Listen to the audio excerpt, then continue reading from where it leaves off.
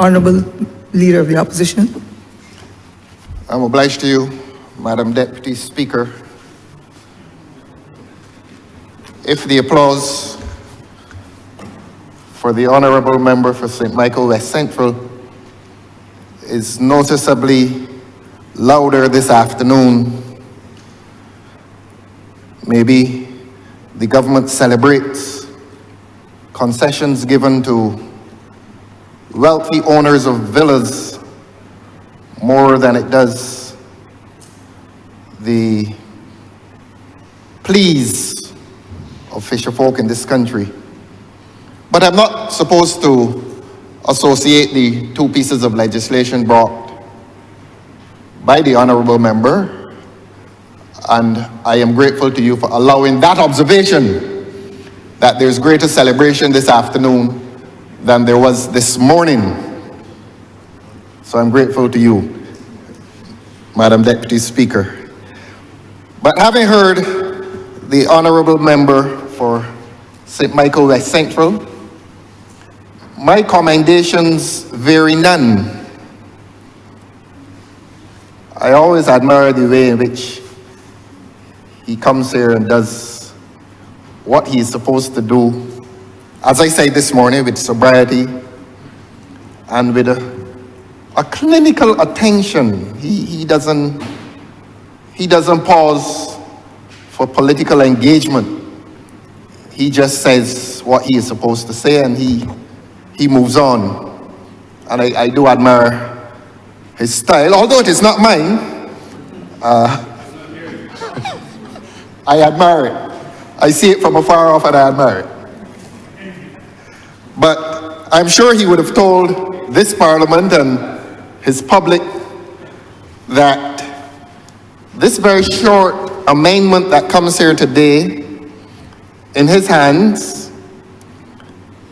is about allowing concessions to an industry.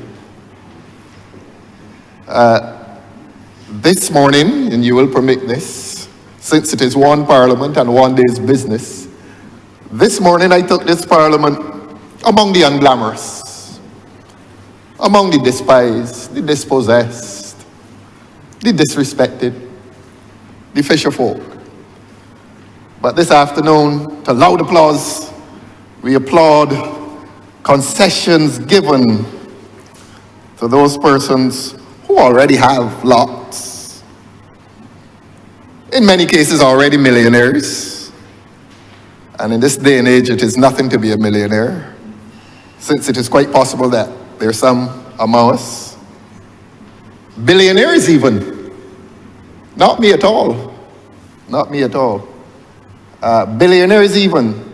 So that, stripped of its niceties and its glamour, the public will be told by me, certainly, that this amendment this afternoon intends and it will benefit those who have much, otherwise called the haves. As I said, contrasting with this morning's business, those who have not and still are awaiting to receive.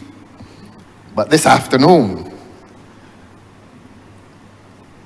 we are met with thunderous applause when those who have will receive more concessions for persons who own villas.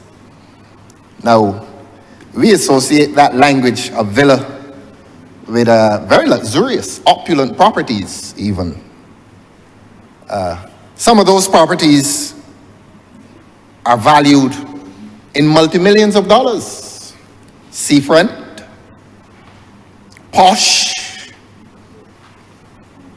well located, well appointed, well established, valuing at in excess of $30 million. And when they're being sold, so far are those properties beyond those of ordinary Barbadians that the prices are advertised in US dollars. And sometimes you feel that that is a way of taking it beyond the reach of the average Barbadian. They do not even bother to quantify their value in Barbados dollars. They take it beyond us. They demonstrate that it is taken beyond us.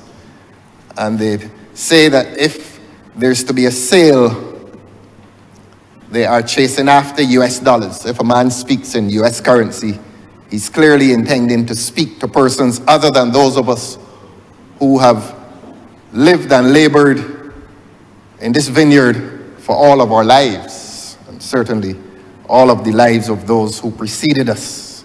They do not even speak our monetary language. And so the public now understands, after a very spirited delivery from the honorable member for St. Michael West Central, that this legislation has little to do with Barbadians.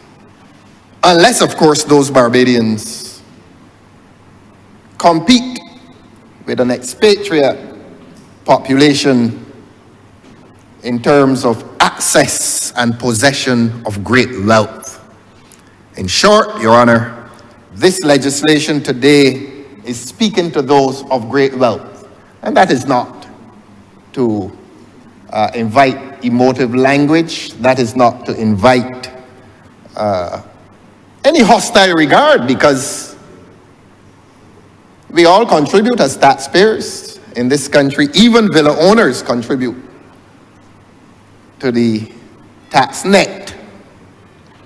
But the celebration met me conspicuously.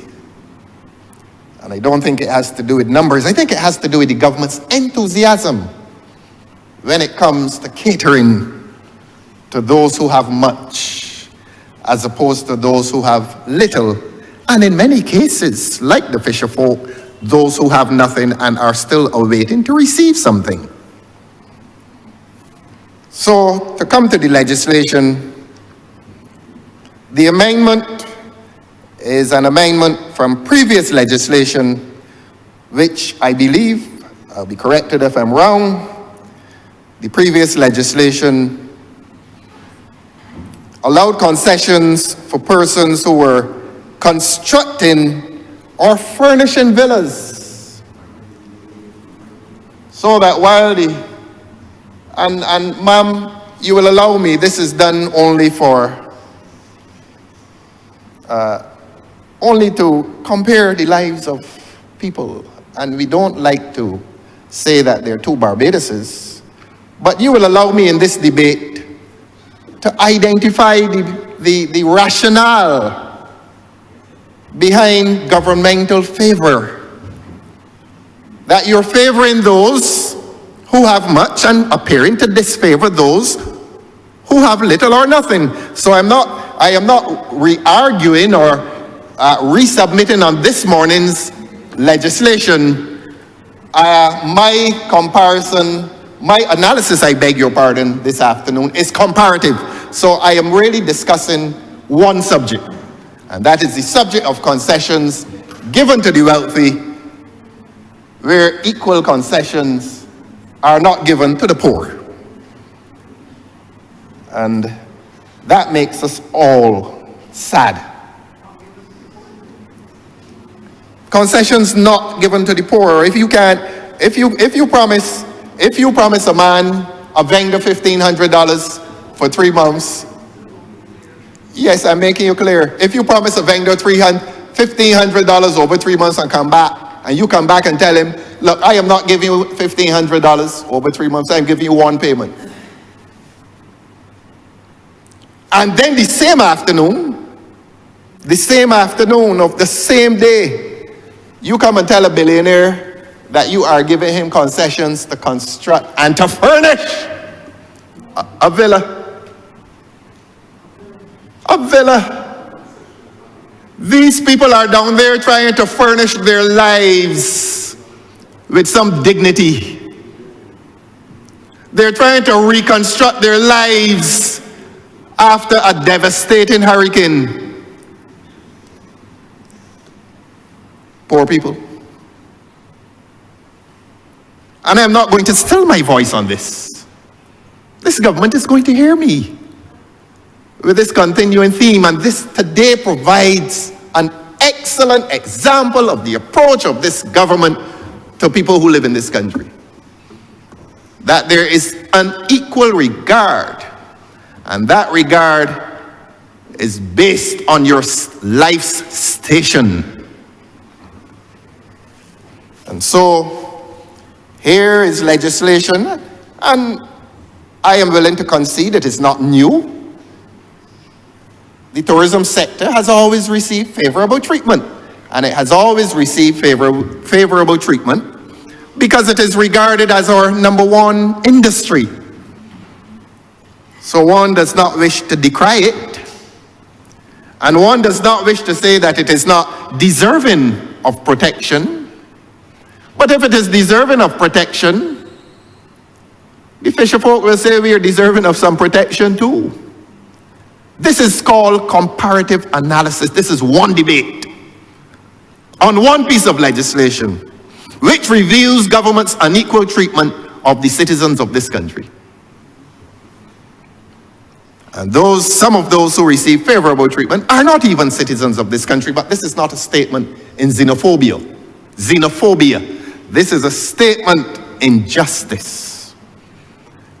And if I was heard this morning to say that the ordinary vendors who were promised $1,500 a month and government arbitrarily reduces it to a one-off payment of $1,500. On a point of order, Mr. Speaker, beg your pardon. On a point of order, I made it very clear, explicitly, limpidly this morning, that the government, from the inception, promised the boat owners $2,000 a month after Hurricane Beryl, after the devastation, $2,000 a month for 3 months.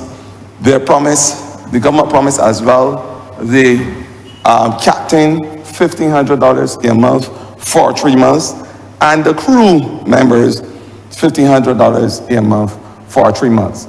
That is the promise that the government made, and the government has delivered on that promise once the paperwork was in order.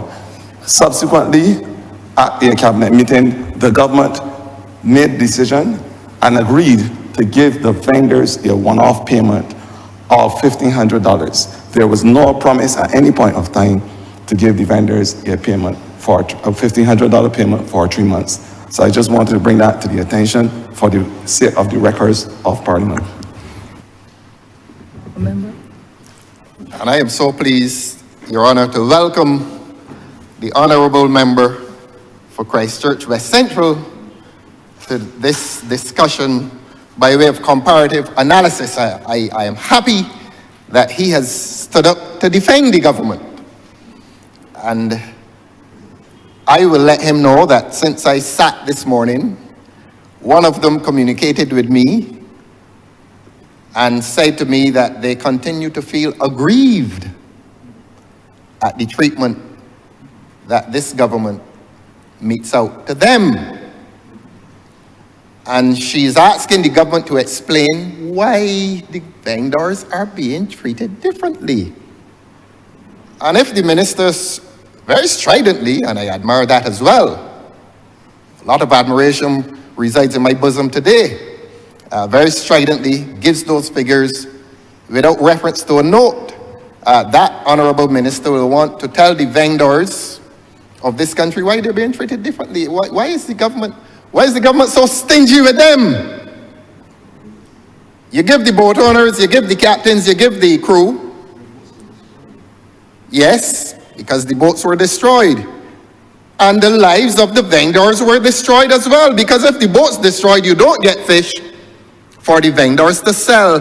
The lives of the vendors have ground to a halt. And that is why they make a plea for assistance. I called it this morning a widow's mite, a little thing. And by way of comparative analysis, you are given a few $100,000 to a few women. All they do is leave home on mornings. That's all they do. And all they do during the day is work hard. And all they do on evenings is go back home.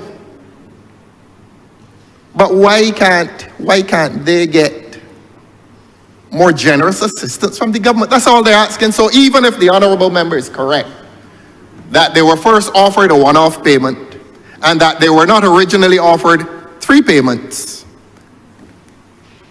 why are they being treated differently from the captains and the boat owners? Well, the honorable member says because they don't own any boats, but they own the right to their dignity. Please, I ask this government, this is a sincere plea. Please go back. Whoever makes the decision, please go back and ask the decision maker to treat the vendors in the same way that the boat owners and the captains are being treated. That's all we ask, and we wouldn't prolong the discussion. And we will go back to what is before us presently for some analysis and scrutiny. And we were saying, but I'm grateful for the clarification. But we were saying that a man who owns a villa, a man or indeed a company that owns a villa, may receive generous concessions from the same government that denies the fisher folk, that denies the poor vendor. The same government out of the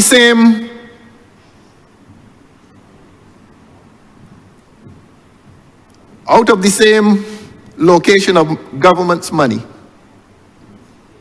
The same government that denies the vendor any assistance is the same government that is according and granting generous assistance to a multimillionaire who owns a villa. And if he's constructing that villa, he is guaranteed assistance. A villa doesn't cost $1,500. Nor does it cost $150,000. Nor does it cost $1.5 million. Sometimes it can be sold for $15 million US. But they get assistance. That's the point.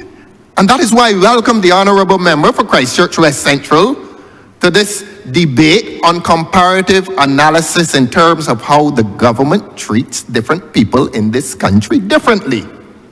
I welcome the honorable member to the discussion. And so, if you're constructing that villa, that beachfront villa, you will receive assistance. And that is nothing new. I'm not going to come here and try to mislead the public that this has its origins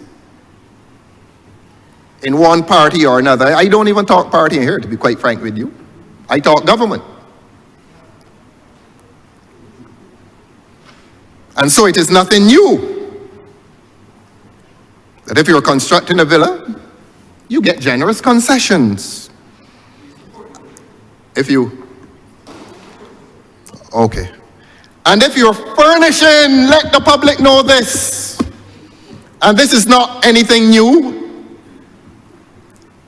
This predated today's amendment. That while people out there trying to furnish their lives with simple dignity, there are people out there who get us and don't receive assistance. That there are people out there who receive generous assistance to furnish a villa. From a piece of abstract art to a saucepan, they get, Your Honor, concessions. From a piece of abstract art to a saucepan. And it is not this government. The legislation has been there for some considerable time. So that is not an attack on this government. But this government must now be called upon to answer an amendment which now adds destruction of a fishing industry will receive very little assistance, and the little they receive appears to be begrudging because it's a one-off payment for $1,500 a month. We wouldn't applaud that. We cannot applaud that. These are people that live here. Quite often, the owners of the villas may not live here. And quite often, the owners of the villas don't even live in the villas because one of the conditions for assistance is that that be a villa available for rented occupancy 9 months out of 12. So they don't live there. It is a business. And you're rendering assistance to a multi-million-dollar business. And another business that pays bus fare and buys only modest lunches cannot get assistance.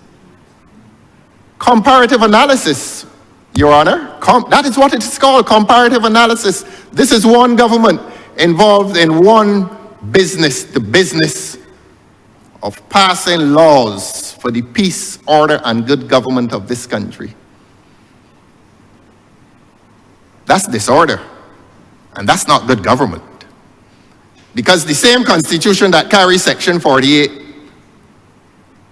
also says, and also guarantees to the citizens of this country that they will be treated equally.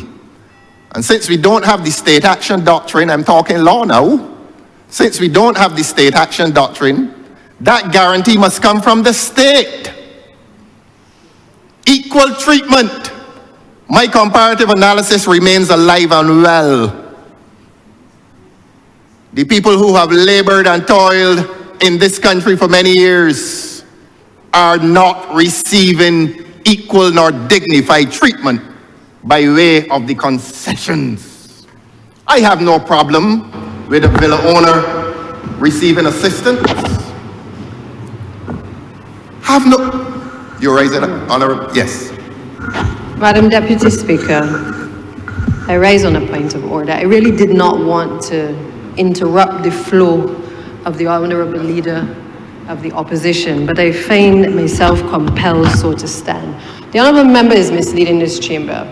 Earlier in a earlier interjection, it was made clear that this administration has tried its best to be able to restore the fishing industry, which was affected recently by Hurricane Beryl, that we have spent over $2 million, almost $3 million now, to be able to assist many persons who themselves, and I think the public needs to understand this because the Honourable Leader is misleading this place.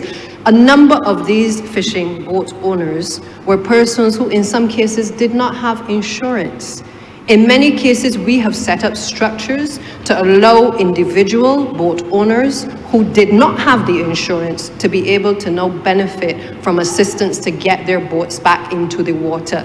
To come into this chamber in a debate that is here to discuss a sector where there is tremendous investment for the country, where persons invest their own monies into the villa industry to allow us to benefit from tourism, and to seek to compare it with the support that we have given to the fishing industry, and to create confusion in the public domain that this administration is in some way unfairing the fishing vendors, is certainly disingenuous, Madam Deputy Speaker. The reality is that we continue to repair the boats and to assist those boat owners. Yes, the payments in some cases have been delayed, and the Honourable Minister has gone to great length to explain that those attempts to pay those persons have also been frustrated in many cases because people have not been forthcoming with information.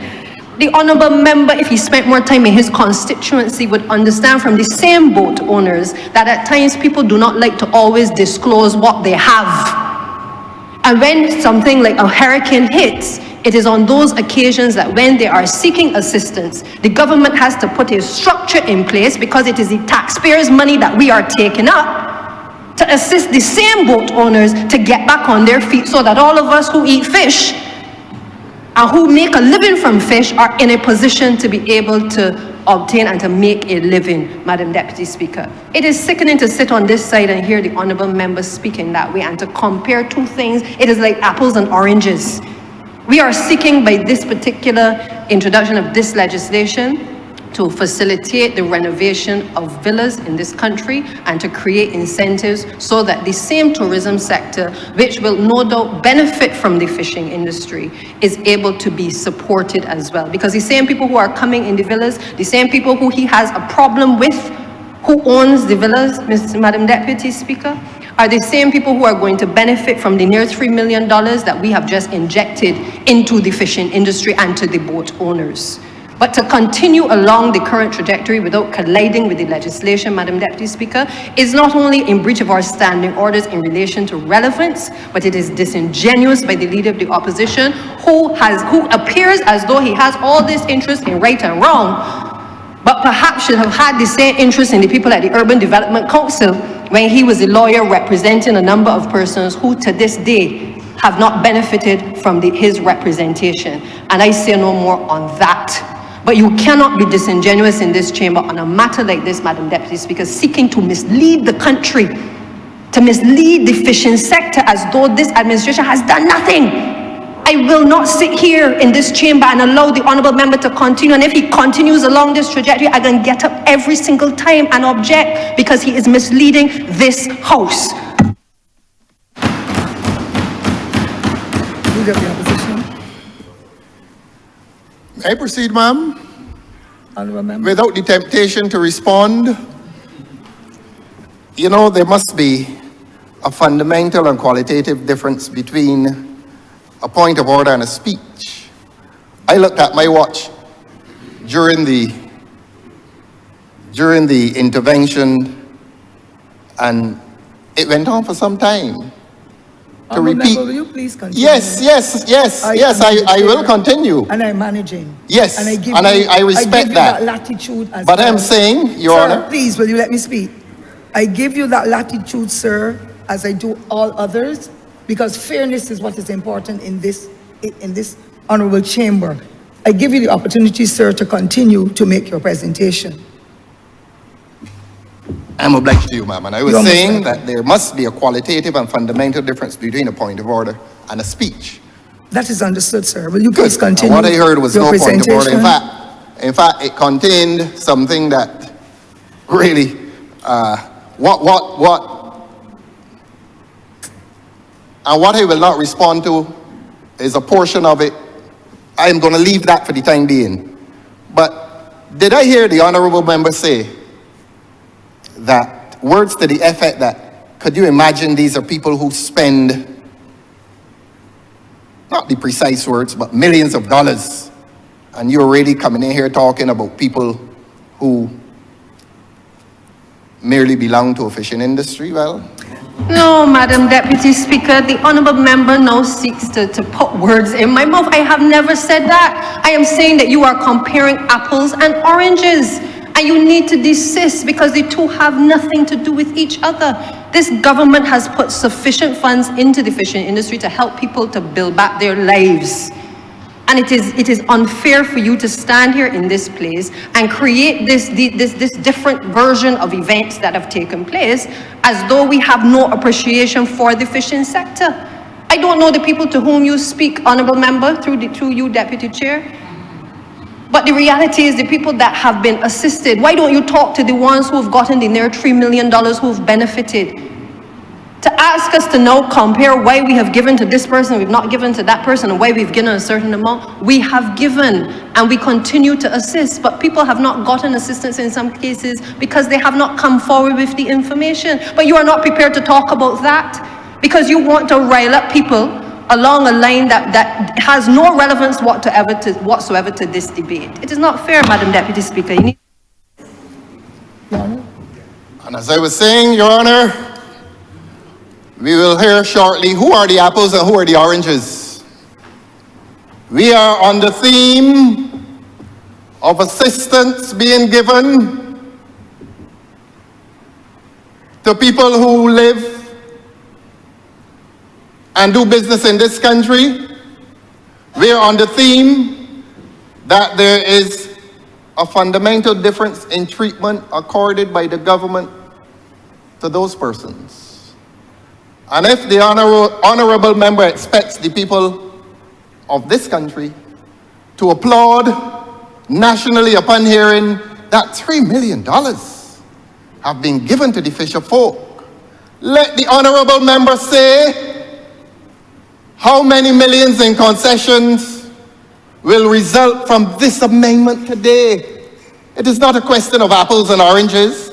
They're all human beings. They're not apples and oranges. And how dare any of us come in here and make that distinction between citizens and call one group of them apples and the other group oranges. Honorable Leader of the Opposition, I did not go very far in school. I understood from what the honorable member was being saying is that your comparison is like comparing apples and oranges and not to do with the human beings and those distinguished Barbadians who have given their lives to help to build this society. So therefore, let us not confuse what is being discussed here and get back to order number 8, because you're not talking and I'm not privileged to sit in my chair and speak as a member as you are, sir, or others. But when you look at it and you were talking about this industry, look at the thousands of Barbadians who are working in this hotel sector and in other tourism sectors to be able to survive and raise their families as well. We are one people, one nation. Let us go forward in faith at this time leading into Christmas, sir. Please continue your discussion. I'm obliged to the chair. I'm obliged to you, Madam Deputy Speaker.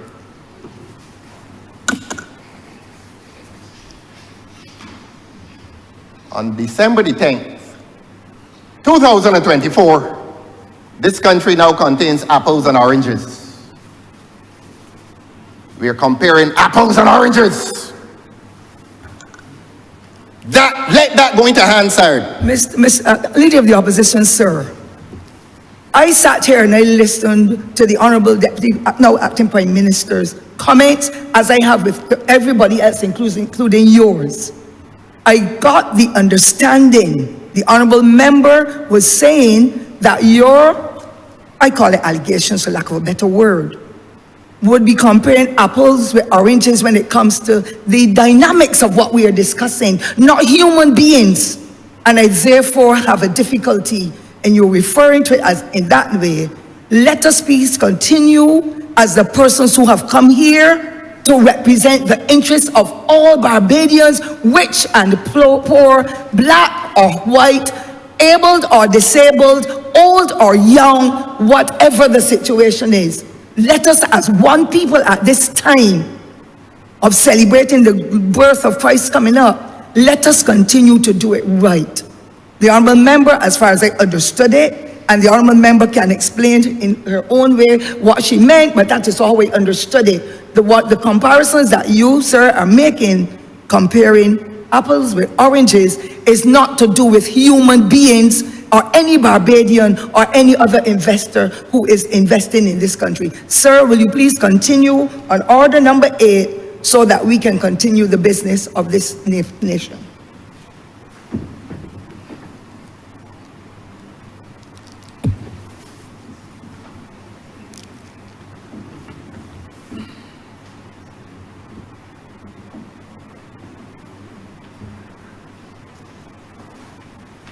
Continue, Leader of the Opposition, please. I'm obliged to you, Your Honor. I understand that my analysis, I will repeat.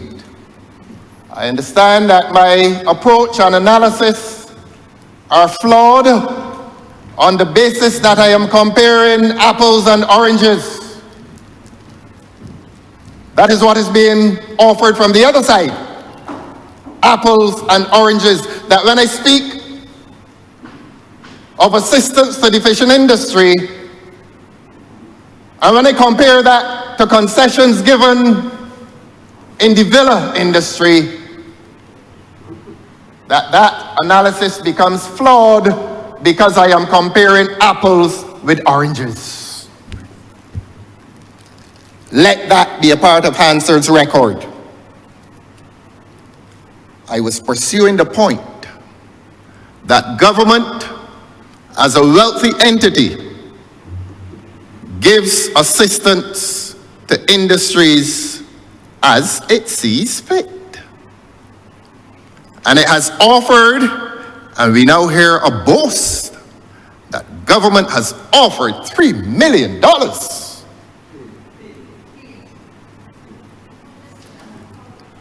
Let me speak. That government has offered $3 million and paid $3 million to a fishing industry. Let the same government tell the people of this country, don't let your consciences be troubled. You could jump up all afternoon if you wish. Let the government now quantify the value, the monetary value of these concessions that will be given for renovation of villas. And they come in here boasting that $3 million have been paid. Let any one of them jump up and tell the people of this country the monetary value of the concessions that will be given pursuant to this amendment. But of course, they're apples and they're oranges. I press on.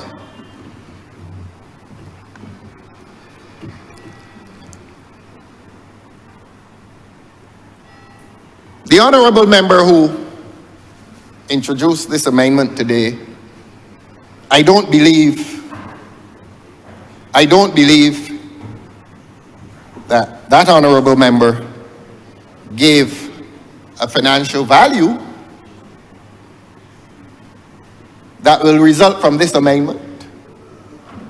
Indeed, it would be difficult to do that.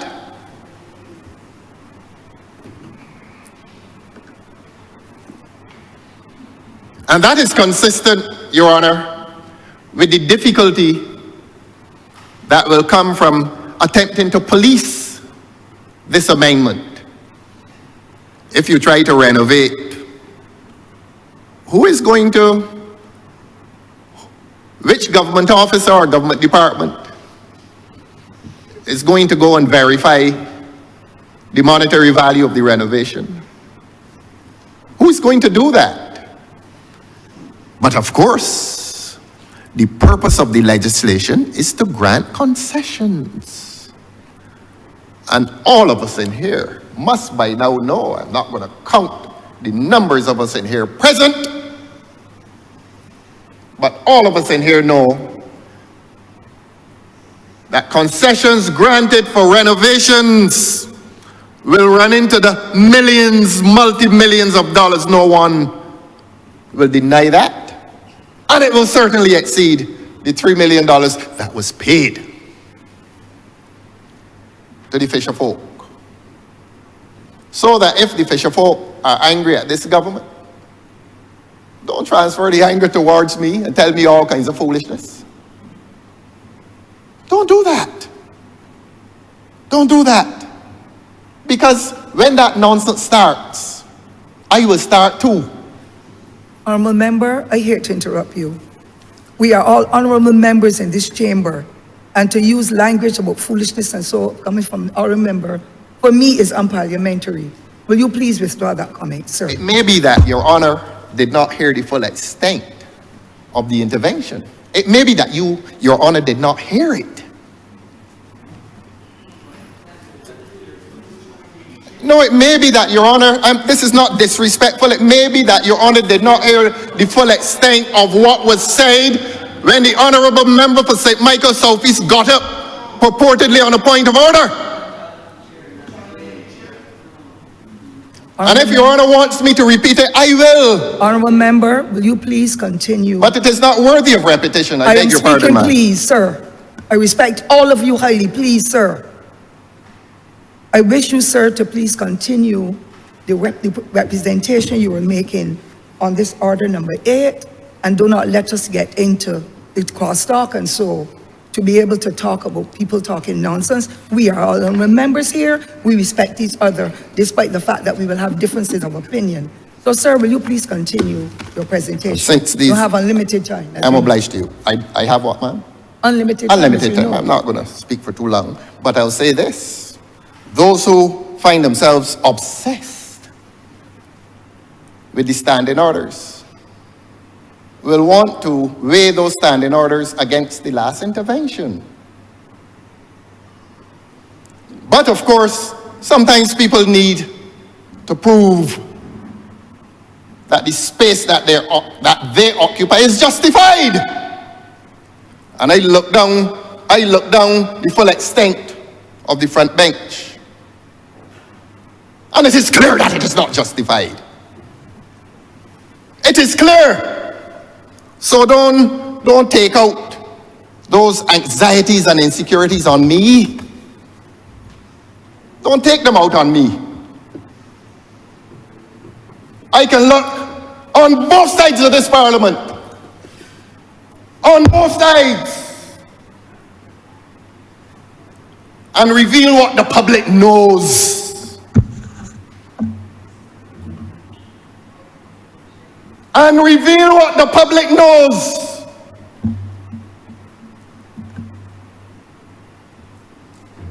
That the hierarchy is not justified. But that is none of my business. So don't try to pin stripes on your own shoulder at my expense. Even by uttering falsehoods. Don't try to prove yourself that way. Prove yourself among those who know what they know. Don't let me talk about that much longer. Don't let me talk about that much longer. Good. Don't let me talk about it much longer. That is something that people have to carry their burdens. Don't unburden yourself at my expense. Let us go back to apples and oranges. Let the people of Barbados revisit this thesis of apples and oranges when it comes to governmental assistance to the citizens of this country. Apples and oranges. How do you expect an apple to be called an orange and an orange to be called an apple? How can you treat them the same way? Apples and oranges. Let that be the theme this afternoon. I am so grateful that the discussion has been joined in that manner. And we were making the point, Your Honor, that it is difficult to police this legislation. I suppose construction is easier to police. You construct in a villa, which is what the previous legislation did, so that everybody, you submit labor costs, material costs, and you have a fairly accurate figure. Furnishing, well,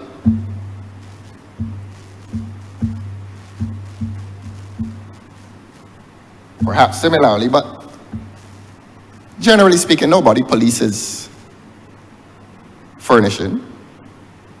You depend on the integrity of the applicant, largely speaking. And now the government, curiously, has added renovation. So if anybody tells me that this is not further enriching those who already have, I'm sorry, this is an industry of the wealthy. The word villa does not fall within the vocabulary of certain people. Villa connotes wealth. And great wealth. And anybody who doesn't know that, if you're disturbed by that, if your conscience becomes disturbed by that, that is a fact. That villa ownership is not an industry of the poor, nor even the middle class in this country. That is nothing to be squeamish about. That is nothing to be ashamed about. And as was conceded in the last intervention, these are people who spend lots of money. Of course they spend lots of money. But of course, apples and oranges.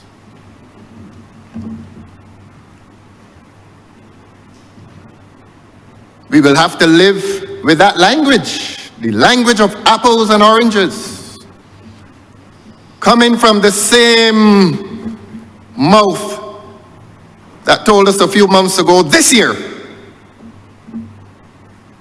that when we are looking for people to head state corporations, we have to look for the best minds. There's a consistency of self-negation and contempt for the people of this country. So make your points of order and transfigure them into a speech if you want, and include all kinds of falsehoods to score points. You're not scoring them with me. I will say what I came here to say, and what I say, Your Honor, contains truth. And if the truth hurts anyone, take the pain. Take the pain. Dale Carnegie didn't send me here.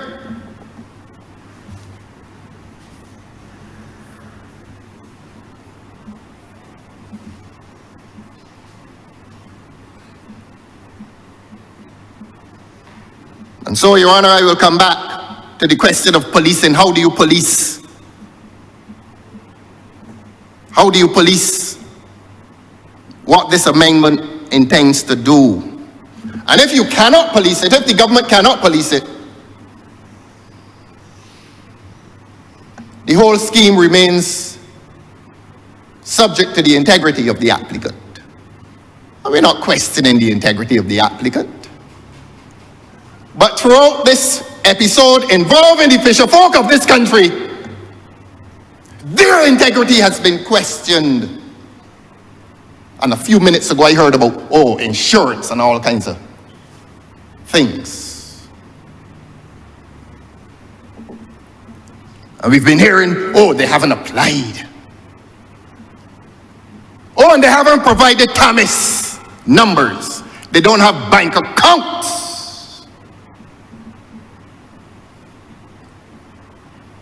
They are insulted with the language of ineptitude and ignorance. That is what they're being told. That they don't even know how to come for $1,500. That's what they're being told. These are people who have children who are at university, whose brains are good enough to get them into a university, and the reason they have good brains is because they got the good brains from their parents. Nobody ever walked into Cape Shepherd and bought a brain. God creates all of us as equal beings. We don't have equal amounts of money. And when we get the money that we have, some are oranges and some are apples. But the people are not foolish. And they have submitted the forms. I say this in the presence of the Honorable Minister, whom I respect. That is the Minister responsible for fisheries, the Honorable Member for Christchurch West Central, whom I respect.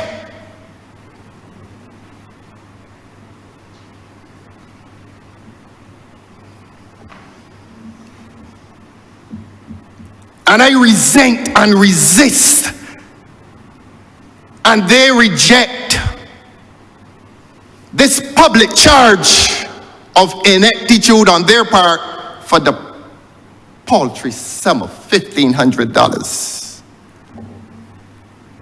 While the applicant under this legislation faces no similar accusation of ineptitude, apples and oranges.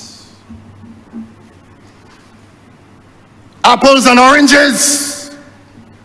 And this is at the heart of this debate. Apples and oranges. Let Hansard publish it every time I say it. Let it become etched in the parliamentary debate of this country.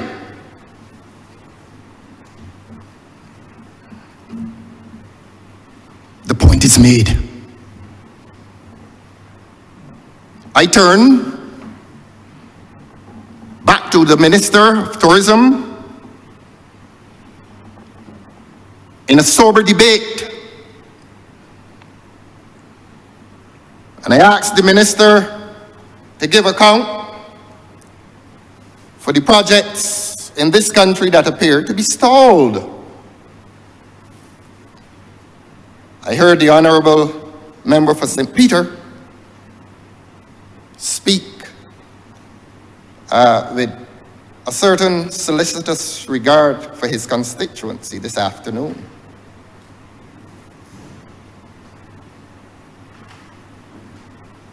And he spoke about the marine environment. I heard that. Coming to this debate now, the Honourable Member for St. Peter will want to join me and ask the Honourable Minister of Tourism and Member for St. Michael West Central to give some update, some report. I think it is called Almond Beach in St. Peter. It has now become a blot on the northern parts of this island. What shall be its destiny?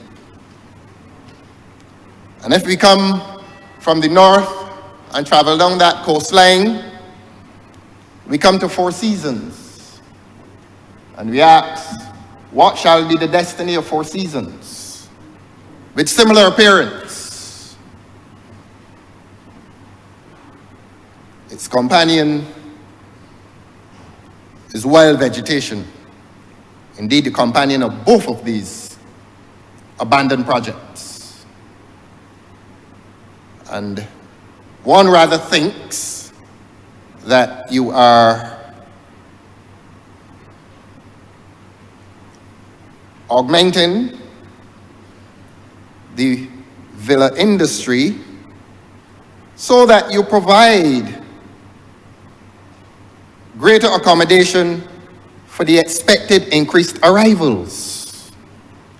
And if you're in the business as a Minister of Tourism of augmenting accommodations, we are entitled to ask, what about these two properties that could certainly augment accommodation in this country if you expect increased arrivals? Almond Beach and Four Seasons.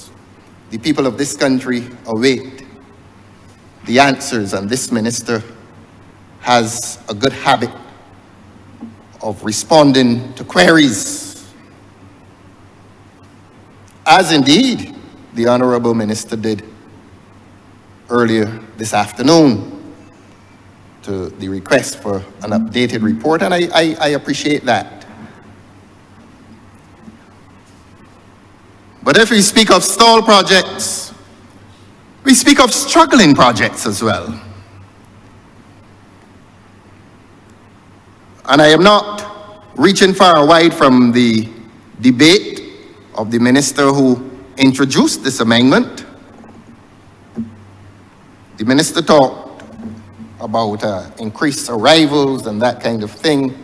And of course, the hope is that we get back to pre-COVID numbers.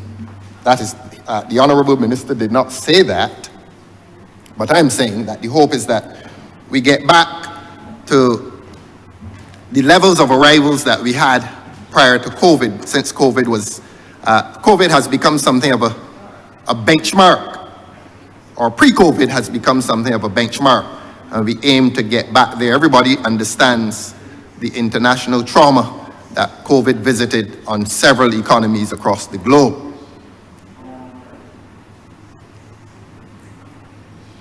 Struggling projects. I am particularly concerned today about two of them. The first one is Pelican. Now, we all know that the government renovated Pelican for the World Cup project, which was going to last a matter of weeks. And admittedly, the project, as seen from the street, is a great improvement from what it used to be. It's very attractive. Very attractive. I was tempted to use the word facade. And if I were so tempted to use the word facade, it is because there is a portion of Pelican which I think remains unattended. And this is where the manufacturers are located, in the back. I don't think that that area has been improved by any renovation. And that is an important area. That's where people work. That's where they apply their creative intellect to gain themselves incomes. That's where they work. It is from there that they support their families and themselves and pay their bills. And I wonder if they were hoping that they could have become a part of the renovations that were done for World Cup and thereafter. So mine is a voice in defense of their case for improved accommodation. But I concede that what has been done at the front is quite appealing to the eye, and therefore, if there's to be any commendation, it must be for the quality, the aesthetics of the work done at the front. Now, if I commend the government for the work that was done at Pelican, I cannot reserve similar commendation for the work that was allegedly done at Oistins in the amount of $5 million so saved. If anybody can find 3 people in Barbados who believe that $5 million was spent at Oistins, bring them quickly and present them, one on that side. All, speak for yourself, my friend. Not one of them. Not one of them. Present those 3 people to the people of Oistins. Not, be careful how you're counting, my friend. I know what I know. You can't reach 20 here. Do not be upset, ma'am.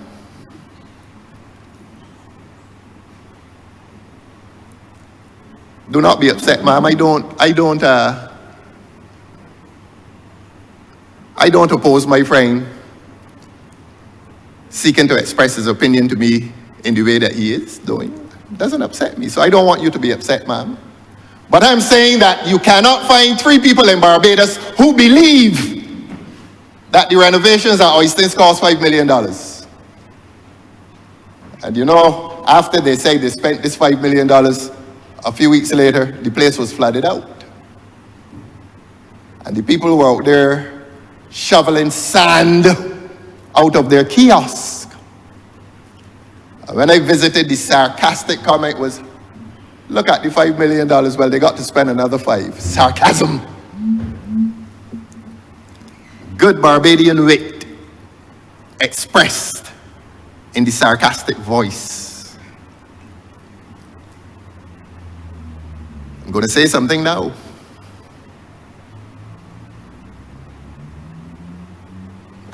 Wouldn't say it now, I'm going to say it later. Oistins still leaves a lot for appreciation in terms of the so-called renovations done there. Drainage in Oistins continues to be a major problem. And since this government needs to hear specifics, I will give them. Doesn't have to be a thunderstorm to flood the area in front of Shefet. Doesn't have to be a thunderstorm for the area between the kiosk and the beach to to be flooded when the honorable member, I beg your pardon, for Christchurch East was minister. We visited that area. We did what is called a site visit. Before him, I did a site visit with the then Minister of Tourism, the honorable member for St. James Central, with the entire high-level staff of BTMI and the Tourism Product Authority, I think that's the name of it. And subsequent to those visits, there was considerable improvement done to the area of Oistins, and the flooding abated for a while. Nobody claimed to have spent $5 million then. But now this government is claiming that they spent $5 million and the flooding is now worse than it was before. After having spent, they say, $5 million.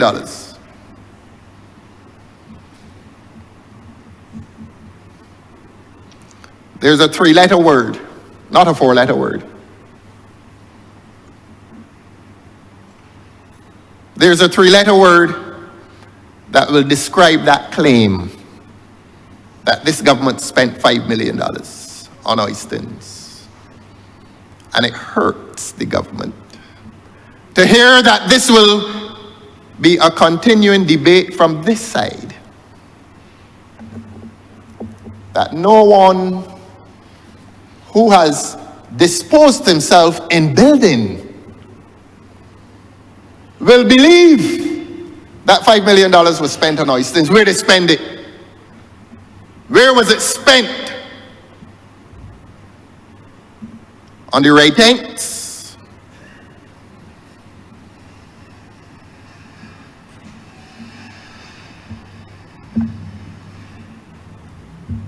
I wonder how much each tank costs. Madam Deputy Speaker, what's the price of a tank?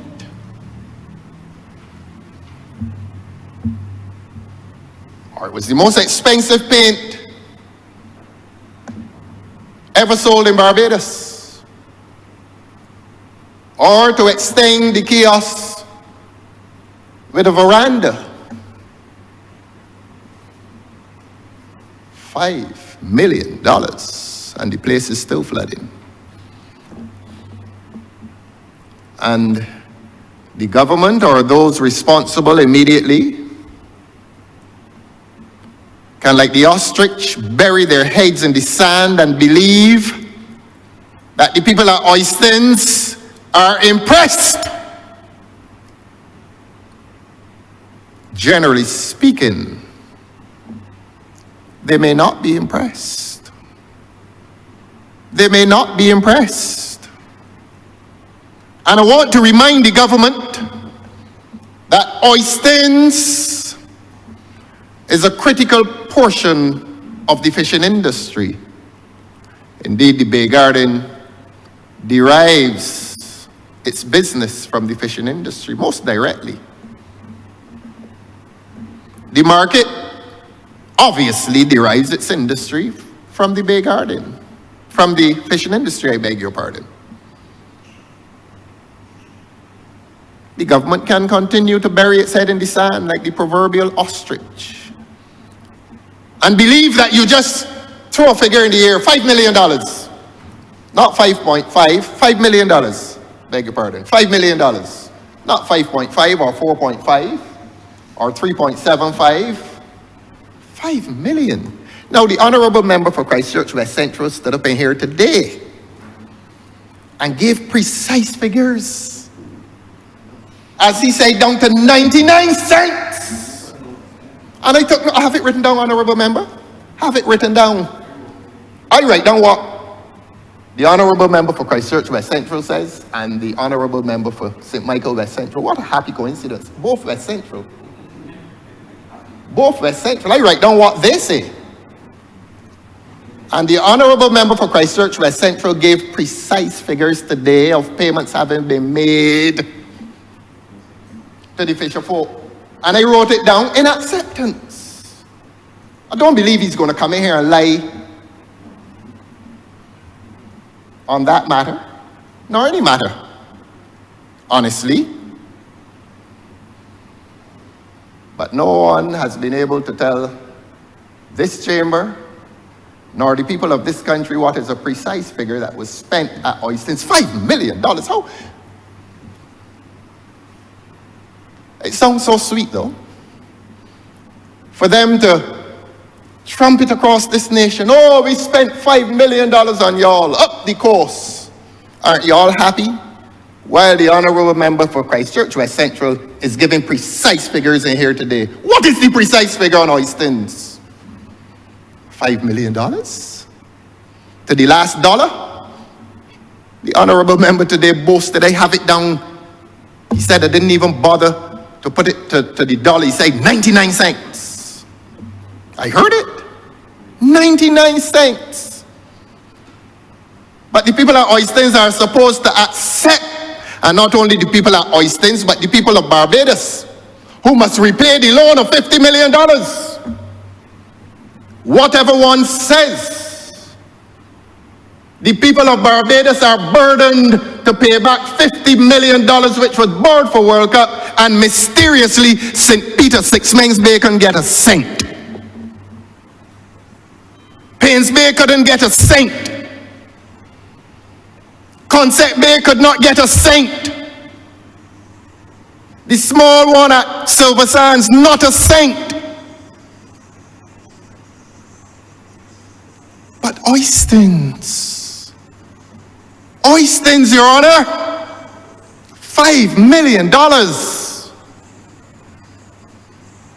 So that when the people of Barbados say that they have lost confidence and trust in this government, when they say that they have lost trust and confidence in this government, therein lies the evidence. That one minister is coming in here today giving precise figures of expenditure. And the people of this country are told, look, we take up $5 million of your dollars precisely, and Oystins cost exactly $5 million. So don't unburden yourself. Don't unburden yourself. Don't shed your anxieties and insecurities based on a discomfort as to why you're there.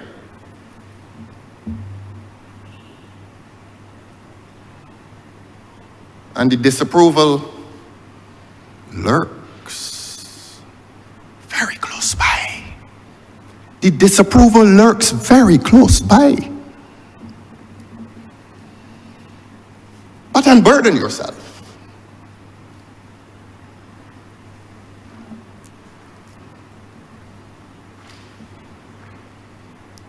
So I ask this government to account for the claims of Oystins, where the project is clearly not satisfactory. The project is a project unfinished.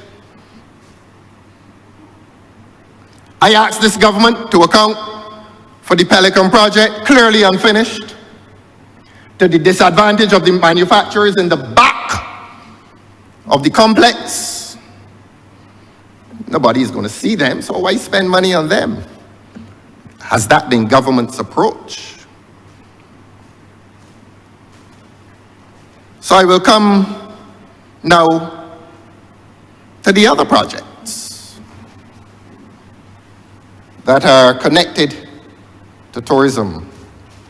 And the casual observer will commend the administration for creating an environment in which people now feel that they can invest in construction.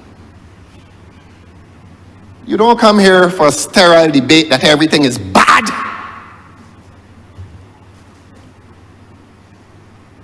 A government must try to do its best. Sometimes its best is not good enough.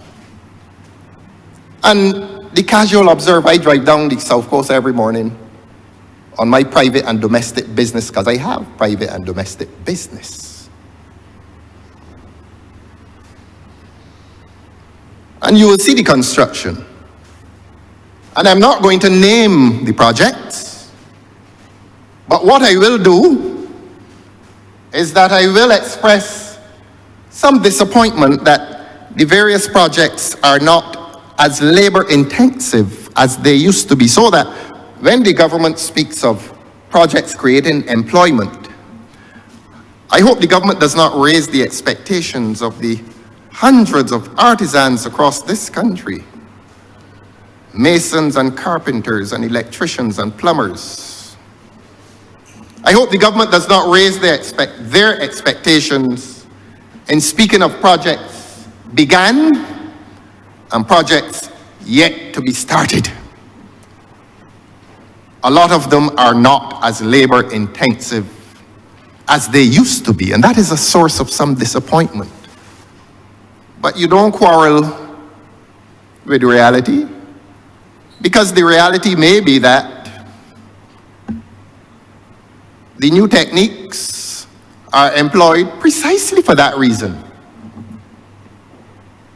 so that they are, to use this term, cost efficient. And cost efficiency is related, in many cases, to the elimination of labor.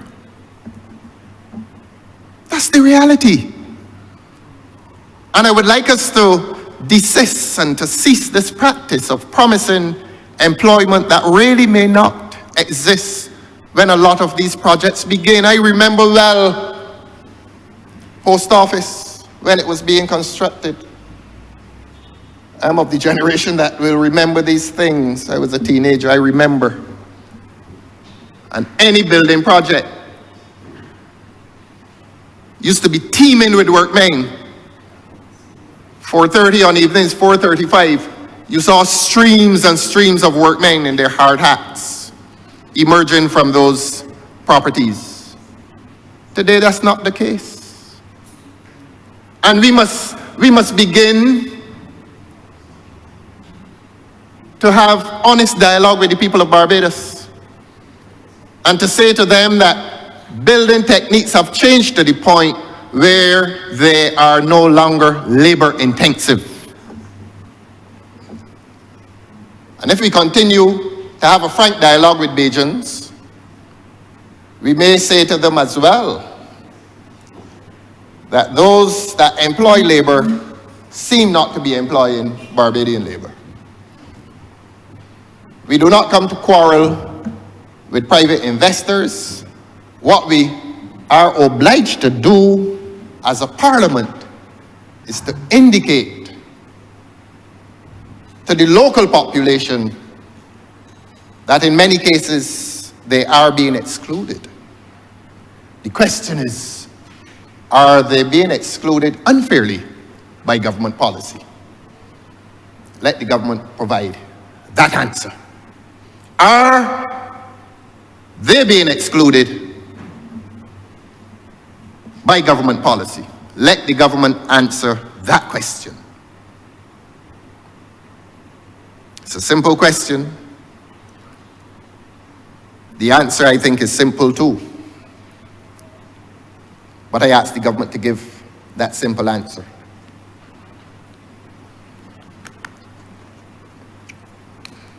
I heard the honorable member for St. Michael West Central speak to arrival numbers in terms of tourism, and I was grateful to hear, if the debate must be honest and sober, I was relieved to hear the honorable member for St. Michael West Central say to this chamber, and by extension this country, that his arrival statistics do not include the air-to-ship arrivals. And I had come here to inquire about that. And he answered the question in advance of my inquiry. And we hold the government to that disclosure. We all know now that the Barbados Statistical Service was hacked. We all know now that some time ago, the government apologized to this country for a false declaration of estimated arrivals, so that we are aware that we live in an environment in which mistakes may be made and have been made in relation to arrivals. And while we are prepared to accept the assurance given by the Honourable Member for St. Michael West Central, we also acknowledge that mistakes have been made in the past. But I say to him, in good faith, that we will accept his assurance as to the fact that government is not using air-to-sea arrivals to augment tourism numbers into Barbados. It is something that could so easily be done. And I was also hoping, and I'm sure the Honourable Member for St. Michael West Central will say to this House that neither have the return of Barbadians who have gone shopping in Panama, neither will their arrivals back here be counted as tourism arrivals. And I'm sure he will give that assurance. But while giving that assurance, the Honourable Member for St. Michael West Central will want to say to this country and to this Parliament whether the COPA project has failed as a tourism project, whether the COPA project has become one of an alternative Miami, where Bajans go to shop and to enjoy the delights of an exotic city and to return home in large numbers. In short, how many tourists, how many authentic tourists are coming on COPA? I don't have the information. I don't have the statistics. And it is irresponsible for me to stand in this Parliament and guess. And that is why a tourism minister is here, to give to this country statistics and to say how the COPA project has progressed as a tourism project. Is it bringing Panamanians and South Americans into this country in any numbers at all? Or has it become an air ferry service for Barbadians who seek an alternative to Miami?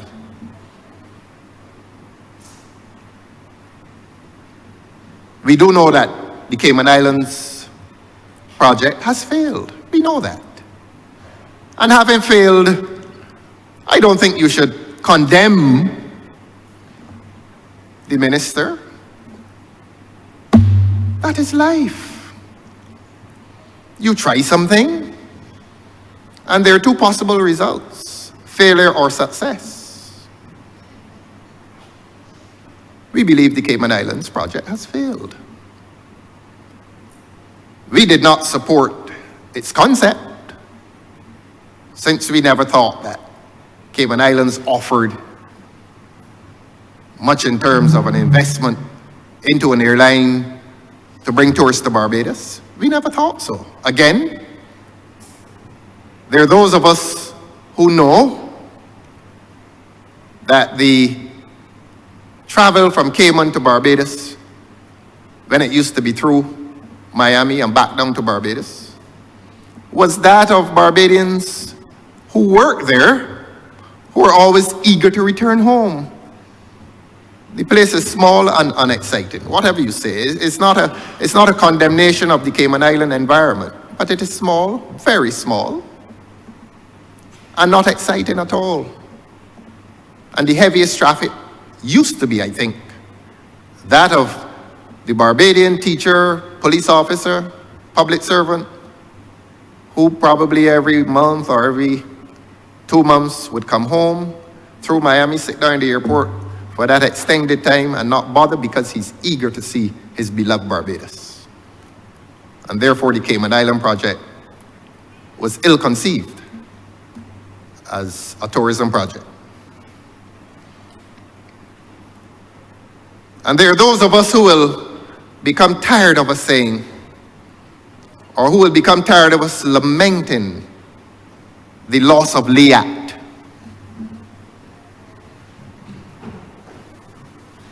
In the aftermath of LEAT, we have tried many things, many airlines.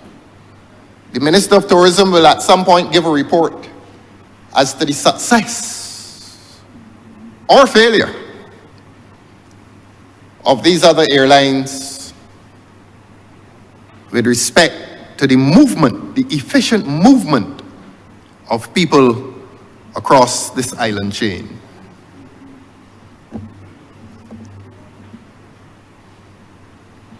I hope I will never regret saying, and I doubt that I will regret it, saying that, largely speaking, nobody can accuse LEAT of having been a failure. 1974 to 2024, 50 years. That's a long time flying. That's a long time. And no project fails over a 50-year period. I want to say that the government erred. I want to say this, that the government erred when it withdrew from LEAT. And I'm not here to give personal testimony, but hundreds of thousands, millions of Caribbean people moved across this region and had commercial and recreational intercourse, the carnivals and so on, because there was something called LEAT. Millions of people moved between Jamaica and Guyana in the southern hemisphere because there was something called LEAT. And they did it for close to 50 years. No airline can be deemed a failure when it survives for 50 years. Not here to give personal testimony, but in LEAT, in spite of the alleged inefficiencies, I was well pleased. And I hope that that pleasure becomes replicated in its replacements. And if the replacements have been equal in the quality of their service given to the people of this region, let the government at some point declare how the replacements are performing. Let this debate remain sober without interventions of a certain quality and interventions which seek to disparage with nasty falsehood persons who come here to do the people's work. If there's nothing constructive to say, keep your characteristics silent.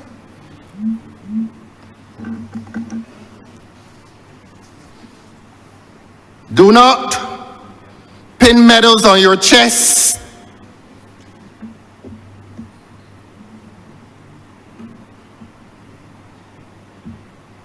By exclaiming falsehood. We're having a serious debate in here today.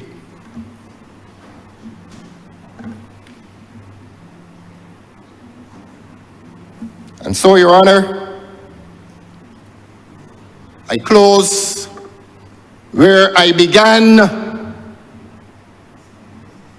I close where I began.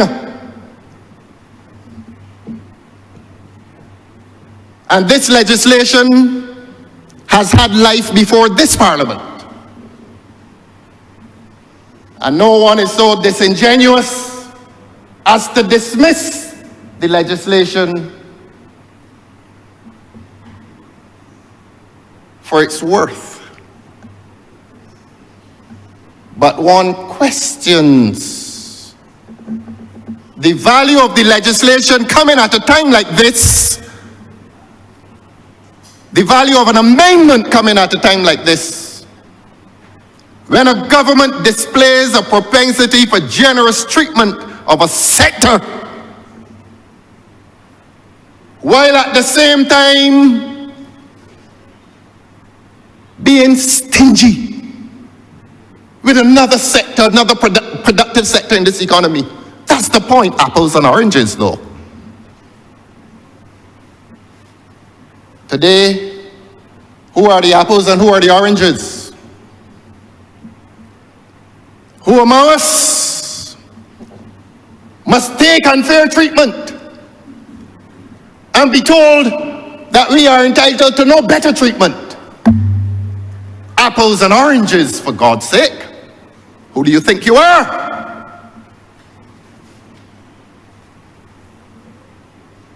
And that is what the people of this country are being told. And it is so ironic. I believe this is the last sitting before Christmas. And these are the glad tidings that this government brings to the poor people of this country. These are the glad tidings that this country brings, that this government, I beg your pardon. These are the glad tidings that this government brings to the people of this country on the eve of Christmas. Apples and oranges. Generosity displayed towards the wealthy. No one begrudges them that. And contemptuous treatment for those who can barely manage to pay a bill. And anybody that is uncomfortable with that disclosure, bear the discomfort. It is not untrue. People in this country are struggling. And we come to this parliament on the eve of Christmas and dispense generously towards multimillionaires. I don't have a problem with that. It's an industry that we must take seriously. It employs people. They pay taxes. But the poor people employ people too. Themselves. Modestly. Behind a counter in a marketplace and braving the winds and the waves at sea. They employ people themselves and they are people too. And they pay taxes too. Apples and oranges though. Let Hansard reflect that today. And they can spin it however they want. But Hansard has it. Hansard has it, and may Hansard communicate it to the people in Six Mines, Paynes Bay, Pile Bay, the Bridgetown Fisheries, Oystein, Silver Sands, and Tank Bay.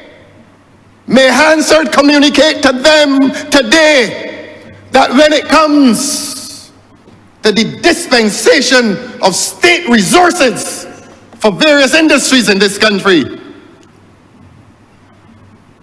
that the fishing industry must not be treated equally as the other man. $3 million. And we boasted about that. And we're dealing here with concessions that far exceed $3 million, far exceed $30 million, may far exceed 300, maybe $300 million for all you know.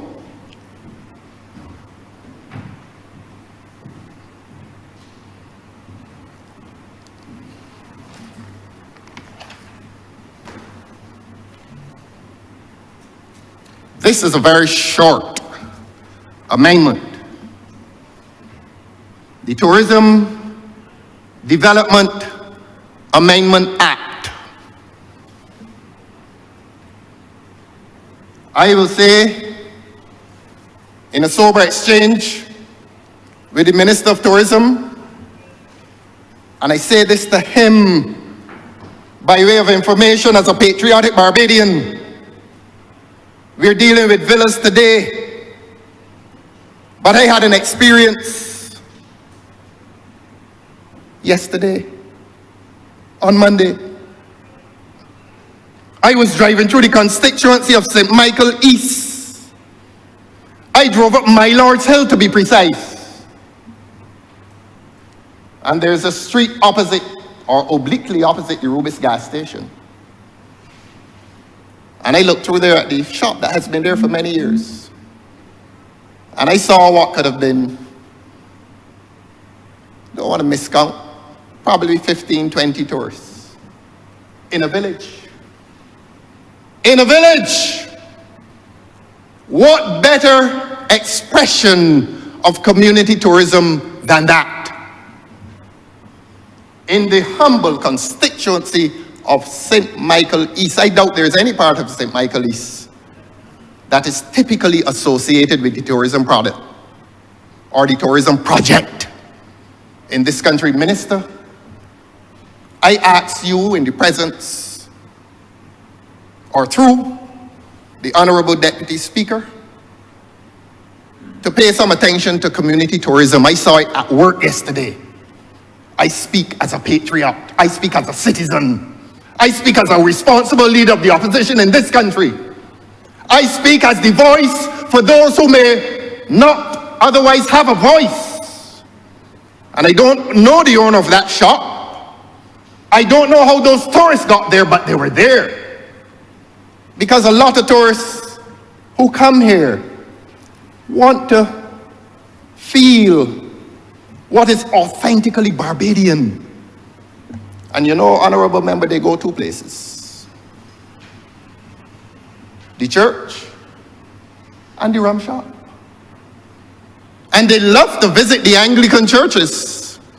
And that is not a bias. I'm not an Anglican, although I do love an Anglican hymn. I was in one on Sunday, Christ Church, Parish Church to be precise, overlooking Oystins. And I didn't see one of my colleagues in here. I wonder where they were. Beg your pardon? Parliamentary colleagues. Not partisan colleagues. You know I'm alone on this side. You're alone, generally. You think so? I got some news for you. Got some news for you. But community tourism has great potential for this country. And it was not only the rum shop in My Lord's Hill. I'm sure the honorable member for St. Michael East is pleased to hear that his constituency now becomes a location for tourism. But sometimes we may become obsessed with the more prestigious locations, the restaurants, high-end. And as this legislation invites today, the villas. But there are villas of natural social intercourse between tourism and locals that make this country very, very attractive. In other words, you don't have to enhance or renovate a villa to make your tourism project more attractive. You free your communities of violence. That's what you do. Free your communities of violence and give your tourists a chance to interact with the Barbadian that used to be, who would hang out in the shop and play dominoes and talk about three things. Three things he would talk about: politics, religion, and you know the other one, ma'am. The three things that men talk about in rum shops. I've given two. And I saw that yesterday. Will this ministry ever consider concessions being given to places that can be described as community, places of community ferment? Or will we continue, will this government continue, when I say we, I meant this parliament, will we as a parliament continue to favor the wealthy? I repeat, will we continue to make a distinction between apples and oranges and consider that one is of greater inherent merit than the other? Minister, through Her Honor, the Deputy Speaker of this Parliament, I commend to you an examination of the cultural and financial worth of those institutions that are rooted deep within our communities, that tourists find attractive, and the success of Oistins can be replicated in the nooks and crannies of this country. We're not playing cricket in the road anymore. We're not playing road tennis in the road anymore. Our pastures have been abandoned by the teenagers. Maybe the computer, just maybe violence.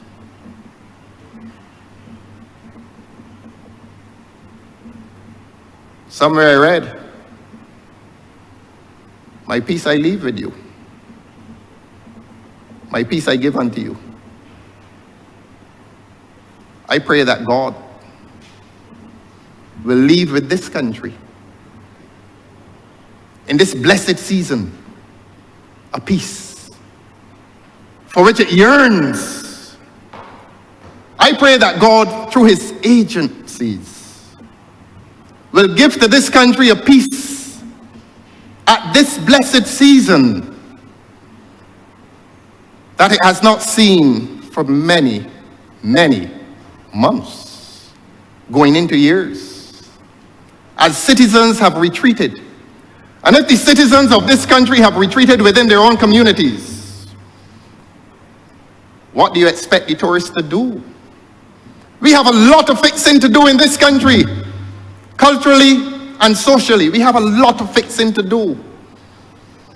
And it may be that shop in My Lord's Hill has done some fixing and has fixed itself in a manner that has allowed some taxi driver to say, this is a place that you will want to see. It warmed my heart, not as a politician, but as a Barbadian. That there was a peace in that small location that became attractive to our guests. We are their hosts. They are our guests. And I make that point, as I said before, to make the other point. Sometimes we may need to climb down from the high places of prestige and to reach into our local communities and to give concessions to people of lowly station, from St. Lucie to St. Philip, to Christ Church, which has been a success, Dover and Oistins, and the East Coast has been trying with Bathsheba and Tank Bay. Within a new dispensation or another dispensation, will our tourism planners consider that these are places qualified for concession? Unless, of course, we subscribe to the philosophy of apples and oranges. They are fit too. They are fruit too. And they're worthy fruit. And both are of good taste. Both can go into the same salad. Apples and oranges, they often go into the same salad.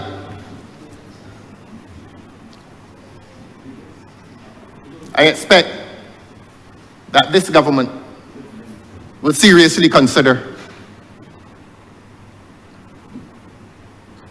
tourism, community tourism, beg your pardon, as a viable avenue for the general development of the tourism product in this country.